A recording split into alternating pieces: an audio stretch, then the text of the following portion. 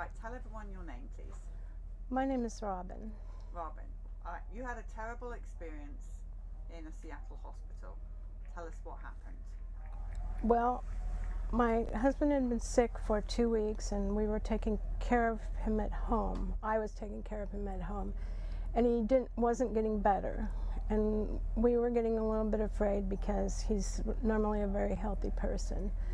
So he called his doctor in Seattle, people who already knew him and knew all of his background, and they said, come in tomorrow for blood work. Come in and we'll evaluate your blood.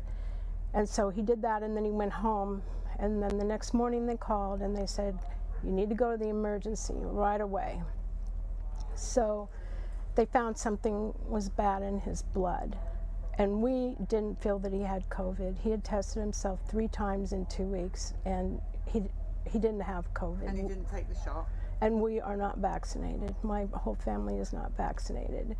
So on our way to the ER, we had a care and consent form that we wanted to get notarized before we even went there, because we were pretty disappointed that he was so sick that we felt we needed to go to the hospital. And when we got there, well, I back up. Okay, they told him on the phone, the nurse at his hospital told him, have your wife drop you off at the door of the emergency. She may not go into the hospital. And that seemed really like an alarm to me. So we drove to Seattle, and I parked the car in the emergency drop-off area, and we both went in together.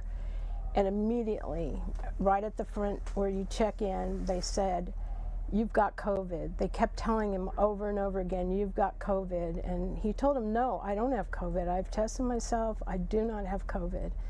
And each different person that came to ask him questions and evaluate and take down all the information on him, at least 5 different people out of nowhere said, you've got COVID. And then they finally called him to the back to do blood work, and I was allowed to go back with him, and he was very, very weak. He had barely slept in 2 weeks' time, and I really wanted to stick with him to make sure nothing unusual would happen. But then I realized I needed to move my car, because I parked it in the emergency drop-off area. So I moved my car, came back in about 15 minutes later, and they would not let me back in.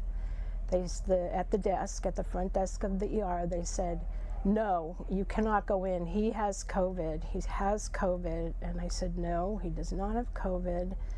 And they said, okay, well, wait out in the front, and now we're going to give him a COVID test.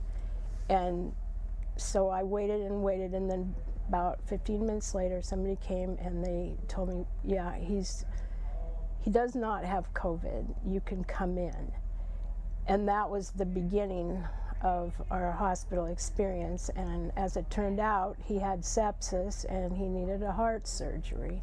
So he was hospitalized for over a month, and they did treat him, and it had a wonderful outcome, thank goodness.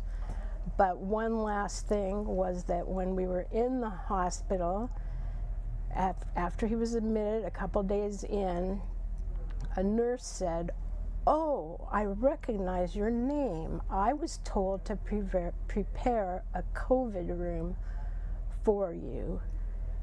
And I found that to be very alarming, because I feel like it was a very close call, and if I would have just dropped him off, I just don't know what could have happened. I'm really thankful that we had some divine help and guidance that we were able to get through this.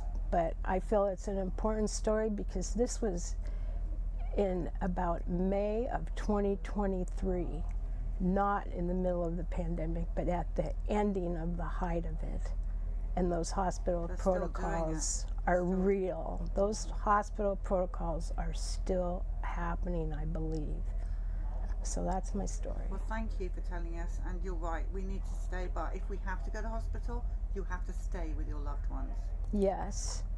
I drove over 3,000 miles just visiting him while he was in the hospital and tried to be there as much as I could because I did not trust and still don't even know. And I tried to get him unvaccinated blood and they would not accept that.